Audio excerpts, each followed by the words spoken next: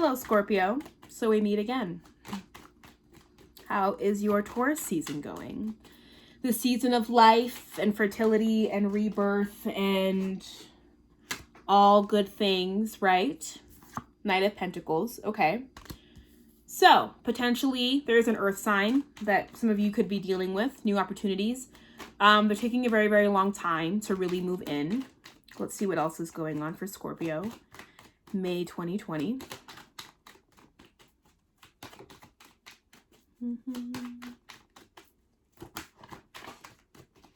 Okay. Seven of Swords. Knight of Pentacles, Seven of Swords.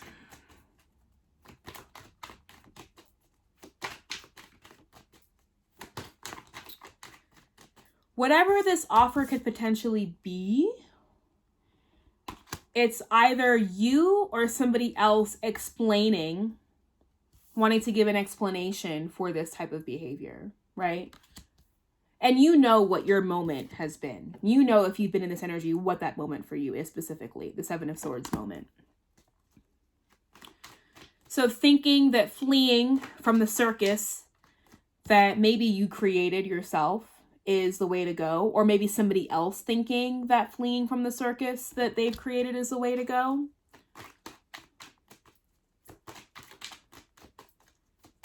I can be a little bit hard on you all because there is this drive and this desire for greatness, but often I've seen a lot of Scorpio energy want the thing, the greatness, the recognition now. And there is this sort of desire to bypass the work, right? And that's Scorpios that I've been intimately involved with. Yeah.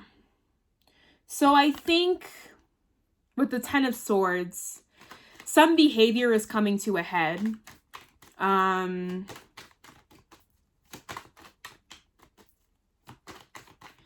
here's the other thing.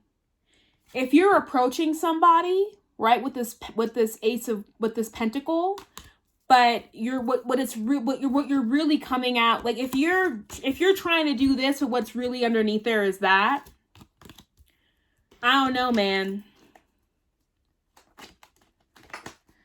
I don't know. Ten of Swords, some wound is coming to a head. Let's see what it is. But I feel as though some of you are going to try and escape the inevitability of this moment, right? This Ten of Swords moment of having to face yourselves.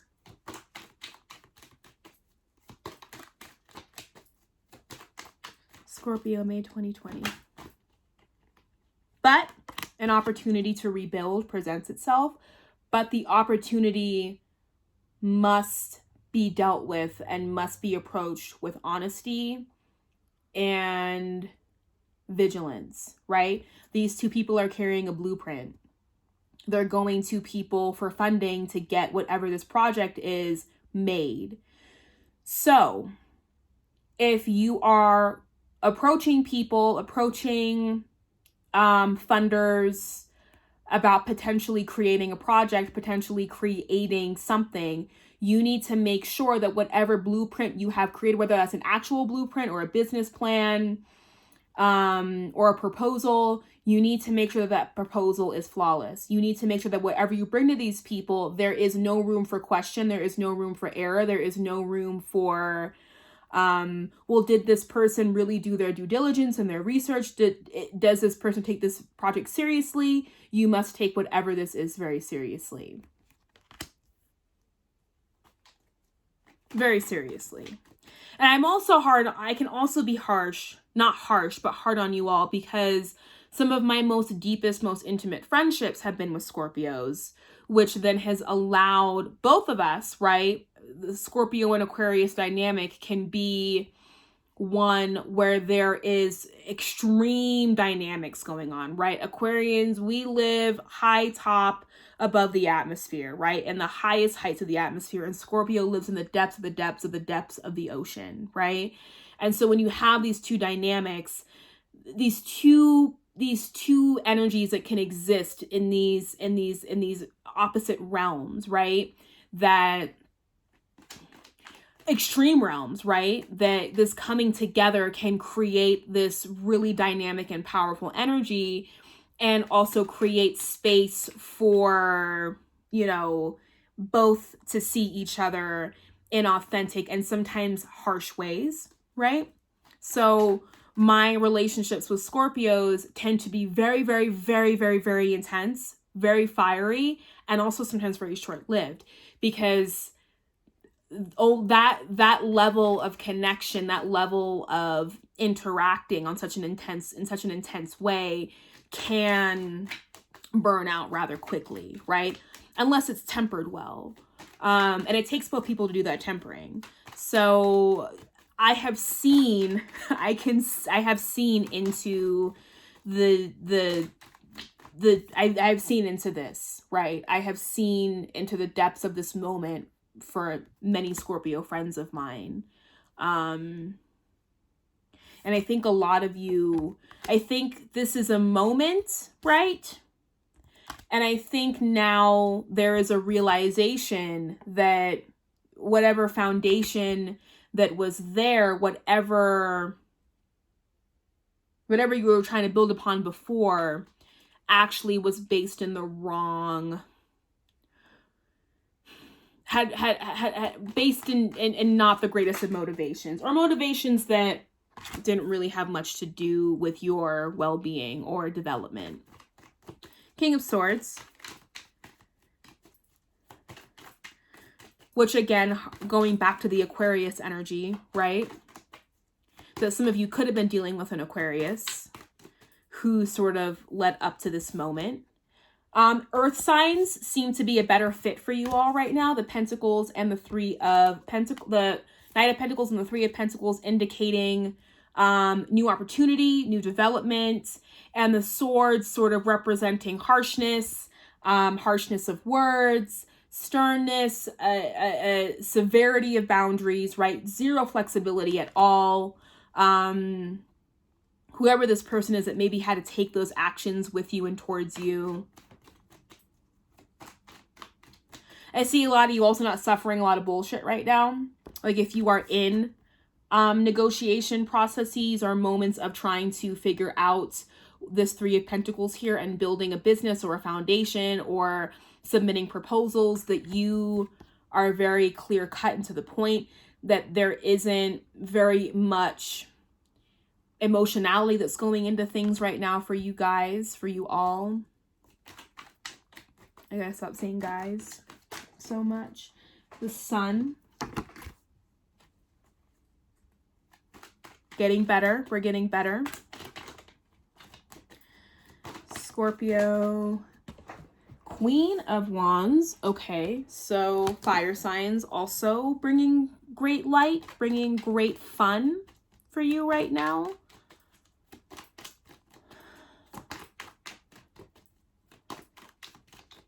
Anything else for Scorpio, May 2020? Okay, that's good. Okay, so we have the Sun. We have the Sun, Queen of Wands, Two of Pentacles, Queen of Pentacles, and the Three of Cups. Okay. So if you are dealing with if there is a female, an authoritative female presence in your life, feminine presence in your life, they bring with them great opportunities for creativity, which in turn bring you great joy and bring you great satisfaction. So, you know, if there are fiery women in your life right now, fiery female presences that can sort of breathe new air, right? Especially after these moments. And these moments, this can be a great moment too. It just lacks, it's not fun. It's a rebuilding. It's a moment of rebuilding this, and it's necessary. It's a necessity, but it's not necessarily fun, right? This person, whoever this is, brings fun. Two of Pentacles. So, balancing and a recalibrating of sorts. And understanding that things are going to go up and down and up and down. So being able to be in this moment, right? And then releasing it, and then kind of going into this moment here with this Queen of Pentacles, where you're able to really look at yourself, right? And maybe whatever this initial offer was that you came, I feel like there's an evolution happening, right? That you began the reading out as the Knight of Pentacles. You began this reading out. The Knight of Pentacles, yes, nonetheless is a knight, but this knight can also be somewhat slow, really unsure, can also backtrack, right? And I feel as though this Knight of Pentacles moment is very much attached to the Seven of Swords and Ten of Swords moment, that maybe a conversation was had or further words were exchanged. Last month we talked about, I don't want to say fighting with somebody, but things that might have been or could have been said between you and another person. And I feel like that kind of carried into this month. But you are moving forward and maybe taking a look at your own responsibility for it, especially if it involves a friendship, right?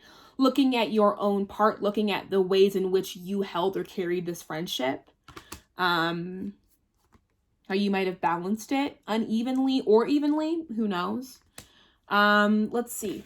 Are there any final words of advice for Scorpio? Words of advice, words of guidance for Scorpio for May 2020.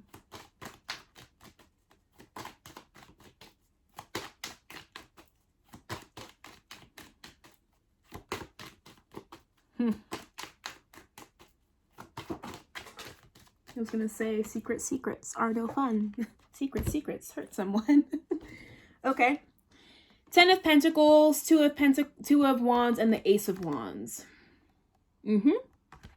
So, I feel as though, good, whatever this moment here is, this Three of Pentacles moment, fret not. It has the ability to turn into this Ten of Pentacles. It has the ability to create abundance for you in your life and your family. This is not just you get to benefit from this type energy. Everybody gets to benefit from this energy, right? Leaving behind, but in order for this, right, the irony, to create this level of stability, you actually might have to uproot yourself a little bit again.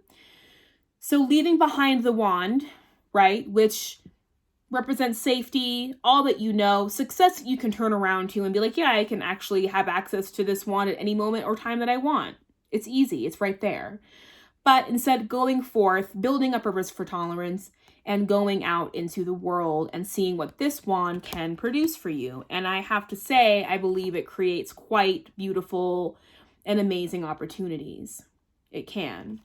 But that is if you are willing to move past this shitty behavior that gets you here every time. And you know what this behavior is. You know what this is. Right? Acting out or behaving in ways that are indicative of insecurities. Fine, we're all insecure.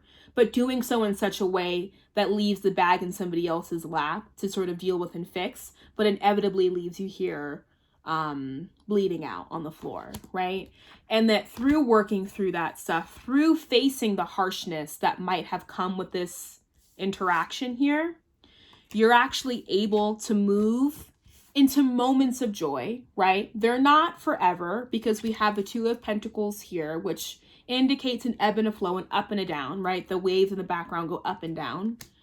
And moving into viewing your part within the friendship, within the connection, right?